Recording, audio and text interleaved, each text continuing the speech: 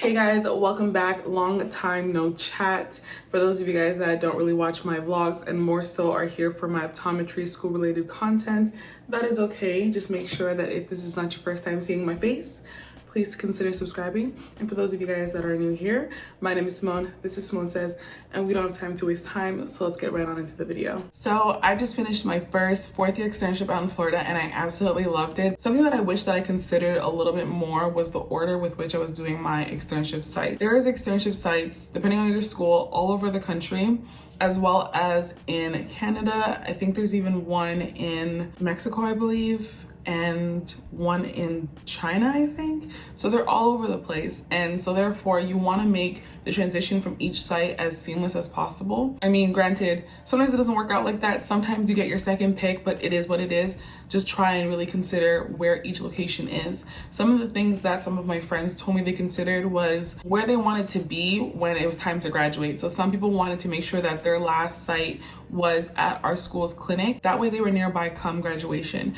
So if you're already in the city where you're going to graduate, because you're already doing your rotation there, it just makes it a whole lot easier. Another thing that even I considered was where I wanted to be when it came time for me to choose part 2 and part 3 of boards. Now, here's the thing. I accidentally got the dates wrong of each semester, so I thought that I was going to be here come part 2 of boards, but the dates didn't exactly line up the way that I thought they would. So it's not a big deal. It's just something that I wish that I was like, I looked into a little bit better. So also just considering what makes it easier on you to take boards. Do you want to be at home with family? Is that going to be conducive to your studying? Do you want to be close to somewhere where you can actually practice in the lab for part 3? I always get those confused. For part 3, do you want to be close by your school clinic? That way you can practice in the lab.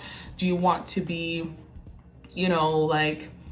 already have your VA site completed? That way you have some of that treatment experience already under your belt. That way studying for part 2 is just a little bit easier. Do you know what I mean? So different things to consider when choosing, what semesters you want to do which. However, I will say that I feel like the order of my sites kind of worked out in my favor because the site that I went to for last semester was a good transition for me. I feel like my first site was definitely a little bit of a challenge for me in the ways that I didn't think that I needed to be challenged in. And I feel like that is literally the point of these externships.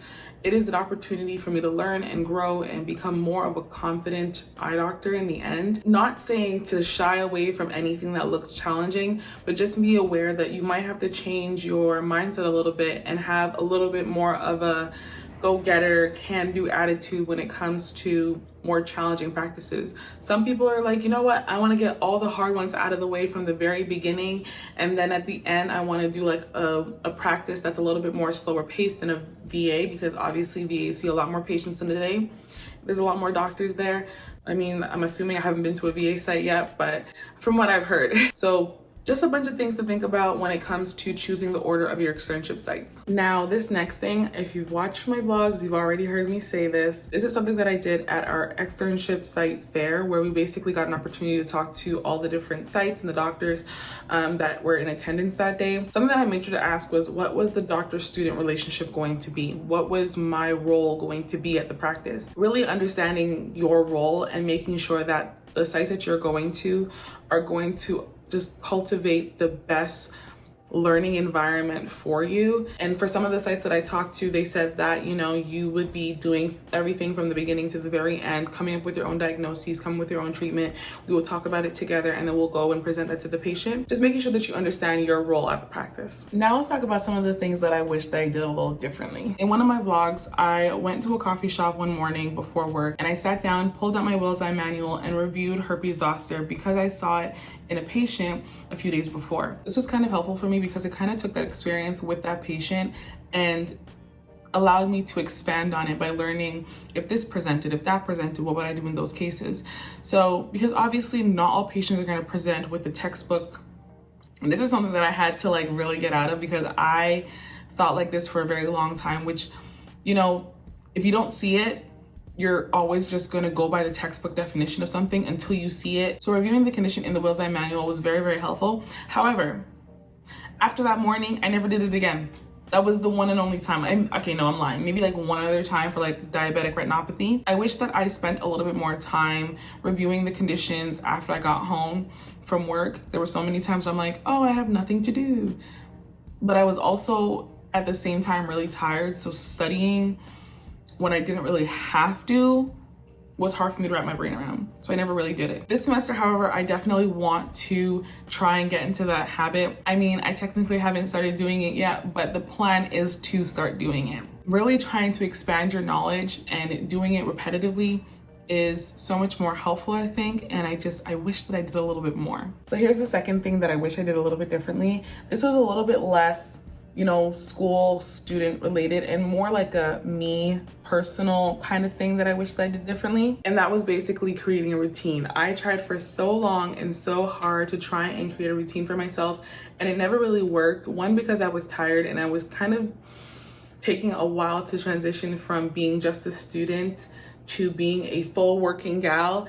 And it was not an easy transition for me. I fell out of all of my routines, all of the healthy habits that I created for myself, all the ways that I prioritized taking care of myself and my mental health and all that stuff, and threw it out the window. I feel like creating a routine is so important because I feel like it rolls into you showing up as your best self at work for your patients. There were times where the lack of routine made me not go to sleep on time. So there was one time where I basically was awake for like 48 hours because let me not say 48. I didn't go to sleep. There was times when I wasn't even making dinner for myself. And I used to talk a lot about fueling your body correctly. And here I am not even eating dinner, not even taking my own advice. I feel like you need to make sure that you are doing good so that you can show up as your best self. That is the person that your patient wants. There's no way you can work without you working on yourself. Does that make sense? So to wrap up this video, I just want to give you guys one little piece of advice. I'm pretty sure I've said this before, but you are a student doctor. We're still there to learn. It is okay to ask questions. Never be afraid to ask questions because it is going to contribute to your learning, to your growth. Don't be afraid to ask questions. You are there to learn. At the end of the day, you were there to learn. If you guys found this video helpful, please make sure to let me know in the comment section down below.